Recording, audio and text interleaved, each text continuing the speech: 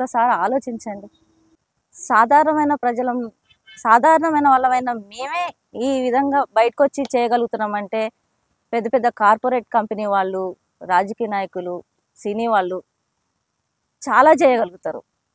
మాతో కానిది కూడా వాళ్ళతో సాధ్యమవుతుంది. మరి వీళ్ళ సంపాదన సంపాదన సంపాదన ఇదేనా?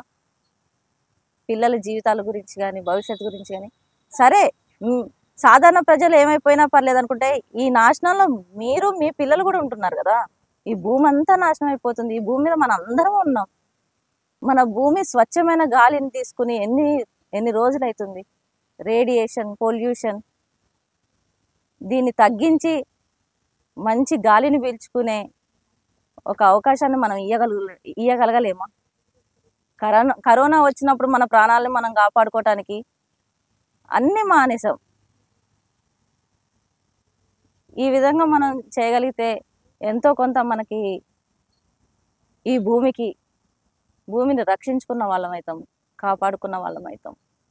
మన ధర్మాన్ని మన సాంప్రదాయాల్ని కాపాడండి అంటూ పాదయాత్ర చేస్తున్నాం. మనమైతే మన సాంప్రదాయాల్ని పూర్తిగా మర్చిపోయి వెస్ట్రన్ కల్చర్లో పడిపోయాము. దాన్ని ఎలాగో మార్చలేకపోతున్నాం. కనీసం మన భూమినైనా మనం కాపాడుకుందాం. స్టాప్ పొల్యూషన్, రేడియేషన్ వచ్చే వస్తువుల్ని దూరం పెడదాం. ఆలోచించండి ఒకసారి. అందరం కలిస్తేనే మన భూమిని మనం రక్షించుకోగలుగుతాం.